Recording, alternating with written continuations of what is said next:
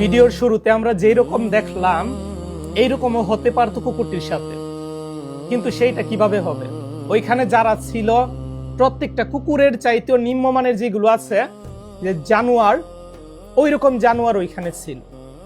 তা না হলে একটা কুকুরকে বেঁধে তারপর এখানে একটা কুমিরের সামনে রেখে দেওয়া, মানে এটা কোন ধরনের মানুষ? এরা তো মানুষের কাতারই পড়ে না যারা ওইখানে ছিল। এখানে কুকুর আজকে কুকুর, কিন্তু এটা ভবিষ্যতের ইঙ্গিত দেয়। কুকুরের জায়গায় কোনো মানুষ থাকবে ভবিষ্যতে। যেই মাজার কিংবা যে মাজারের আশেপাশে যেই পুকুরটা আছে, যে পুকুরের মধ্যে এই কুমিরটা, এই পুকুরের আশেপাশে যদি কোনো ঘর কিংবা বাড়ি থাকে কারো, তাহলে সেই বাড়িতে কোনো শিশু যদি এই পুকুরে পড়ে, ধরেন 10 বছর সাঁতার পারে, এরকম যদি কেউ পড়ে যায় কোনো একটা কারণে, আর যদি কুমিরটার সামনে পড়ে, তাহলে সেই শিশু ছেলেটা শেষ।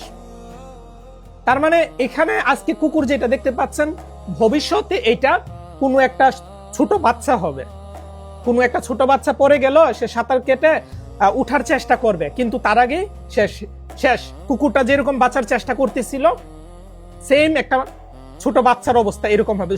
শুধু যে ছোট বাচ্চা তা কিন্তু না, যে কোনো সময় কেউ গোসল করার জন্য এই পুকুরে যদি নামে, কেউ যারা জানে না যে কুমির আছে, একটা কুমির হয়তো একটাই আছে এই পুকুরে, এটা হচ্ছে প্রশাসনের কি নজরে কি আসে না? এই মাজারের মধ্যে আল্লাহ তাআলার সাথে শিরক করা হচ্ছে, যে একটা কুমিরকে খাবার দেওয়া হচ্ছে, মুরগি দেওয়া হচ্ছে, ছাগল দেওয়া হচ্ছে।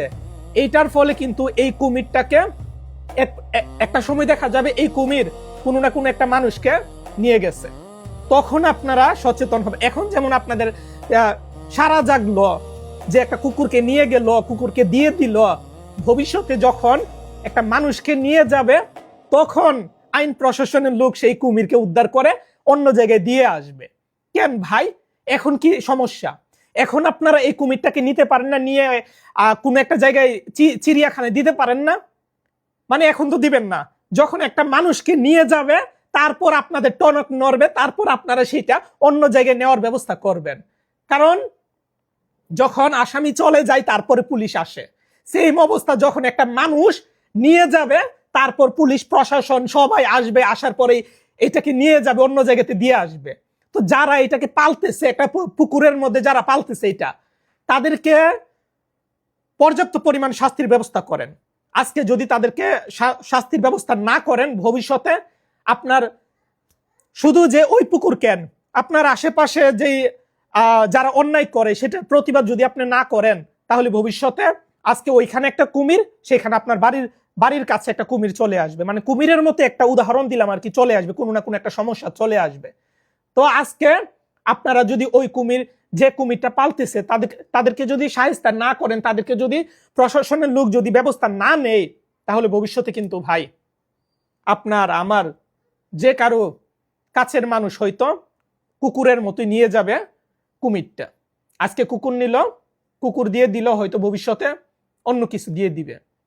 এটা আজকে কুকুরকে বেঁধে দিয়ে দিল, এমনও তো হতে পারে তারা কোনো মানুষকে বেঁধে কুমিরকে দিয়ে দেয়, এটা তো হতে পারে।